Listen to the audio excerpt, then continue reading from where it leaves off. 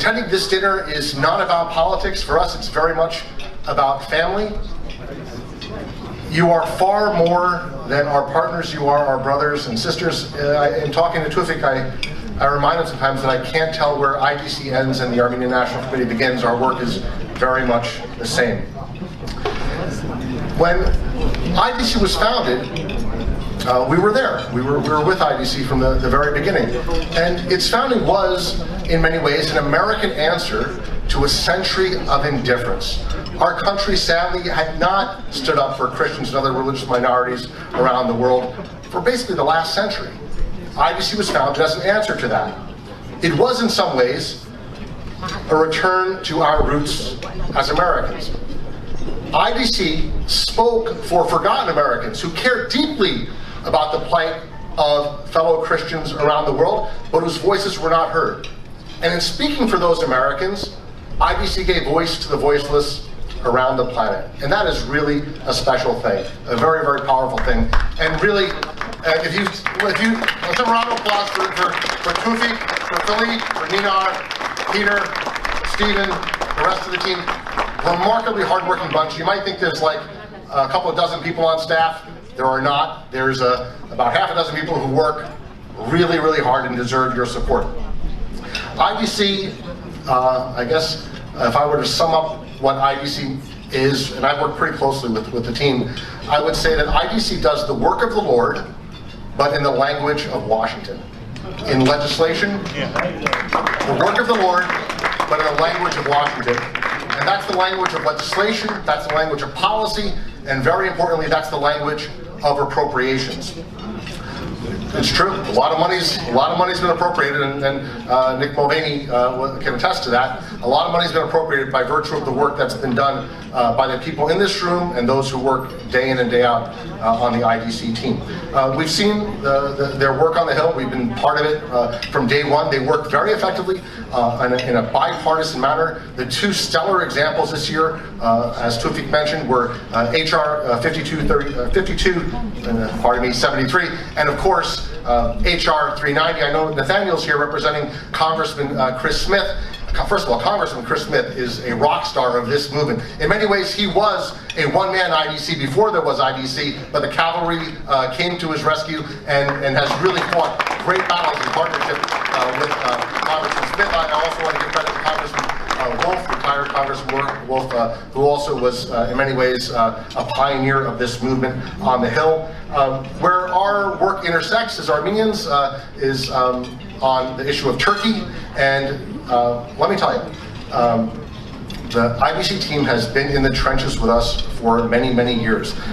Each of them have the battle scars to prove it. It has not been easy. I think it was earlier this year that IDC, the organization, the website, and the individuals on the IDC team as individuals, as people, were hacked from Turkey very aggressively.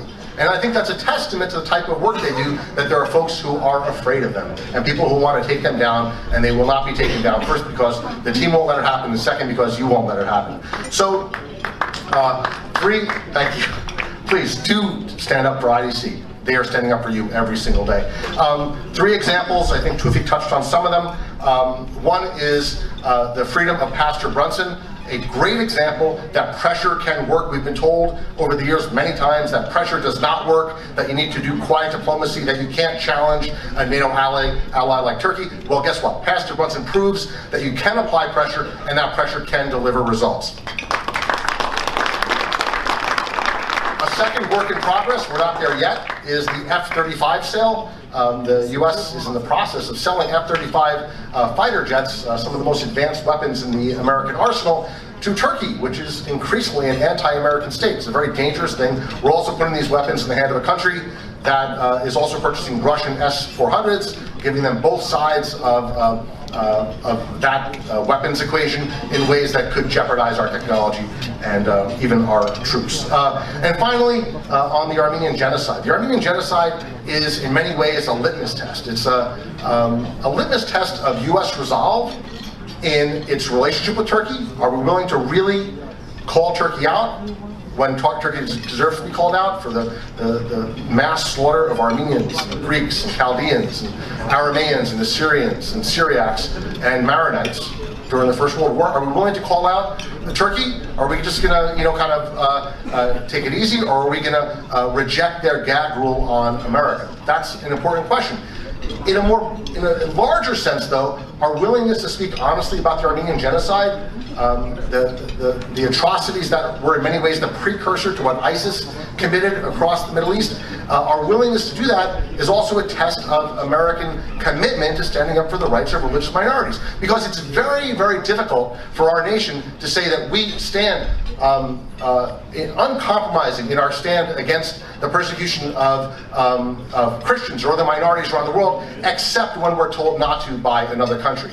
Just this past week, just earlier this week, a U.S. diplomat was nominated to represent Armenia, which she's otherwise a fine candidate, but when asked by senators to talk about the Armenian genocide, she was reduced to using euphemisms and evasive language as the requirement of a foreign government's gag rule upon our government. And that is a disgrace. We need to be able to speak honestly about atrocities 100 years ago, 10 years ago, and today. So with all that said, let me simply say, please do your best to support the work of In Defense of Christians. They are a remarkable organization doing great things. Their team deserves your support.